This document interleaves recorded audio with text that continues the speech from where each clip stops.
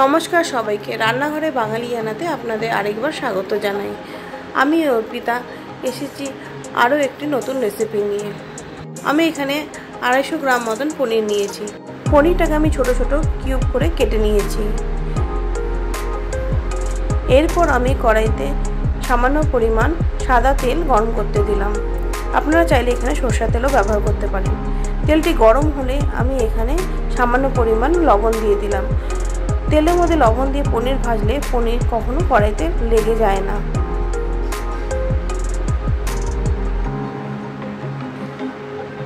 এইভাবে আমি পনিরগুলোকে সামান্য একটু এপিট এপিট করে ভেজে নেব। খুব বেশি ভাজবো না, তাহলে খুব শক্ত হয়ে যাবে পনিরগুলো। পনিরটি ভাজা হয়ে গেলে আমি একটি পাত্রে তুলে নিলাম।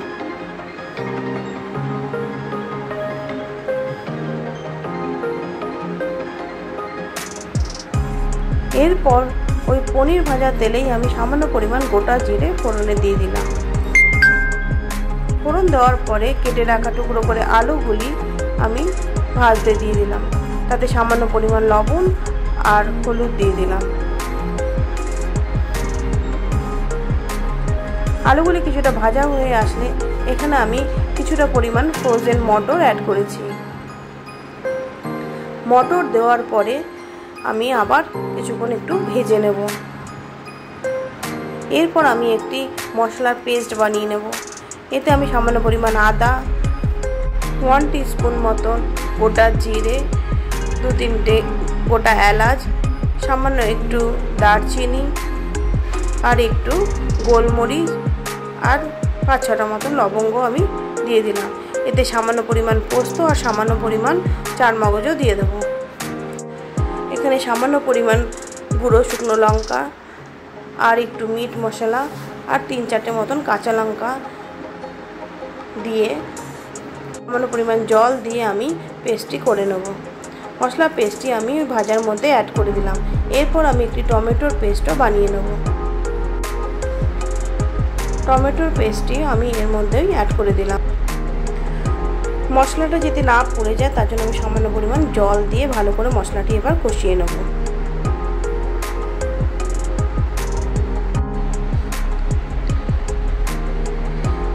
এতে আমি সামান্য পরিমাণ লবণ আর একটু হলুদ দিয়ে দিলাম। আপনারা লবণটা বুঝিয়ে দেবেন, আগেও 2-3 বার কিন্তু লবণ দেওয়া হয়েছে। আর এখানে একটু মিষ্টির জন্য আমি কিছুটা পরিমাণ চিনি অ্যাড করে দিলাম। সম্পূর্ণ মশলাটি আমি ভালো করে কষিয়ে নেব যতক্ষণ না মশলা থেকে তেল ছেড়ে আসছে। দেখুন কি সুন্দর তেল ছেড়ে আসছে মশলা থেকে।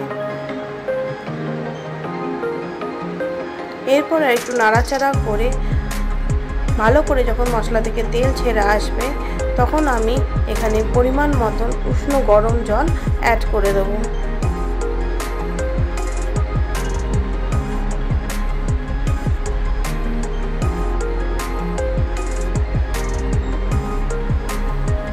আমি সাধারণত তরকারিতে একটু উষ্ণ গরম জলই অ্যাড করি, তাতে তরকারি তাড়াতাড়ি ফুটেও যায় আর স্বাদটাও বজায় থাকে।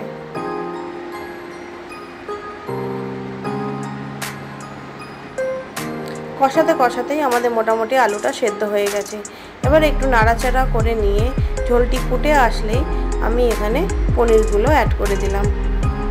পনির দিয়েও আবার একটু নাড়িয়ে নেব।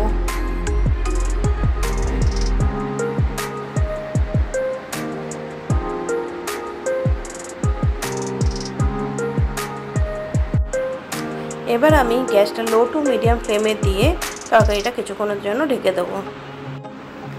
এরপর কিছুক্ষণ পর ঢাকনাটা তুলে নিয়ে আমি একটু নাড়িয়ে দেব। ঝোলটা যখন একটু ঠিক হয়ে আসবে তখন আমি গ্যাসের ফ্লেমটা বন্ধ করে দেবো আর এতে সামান্য পরিমাণ ঘি অ্যাড করে দিলাম।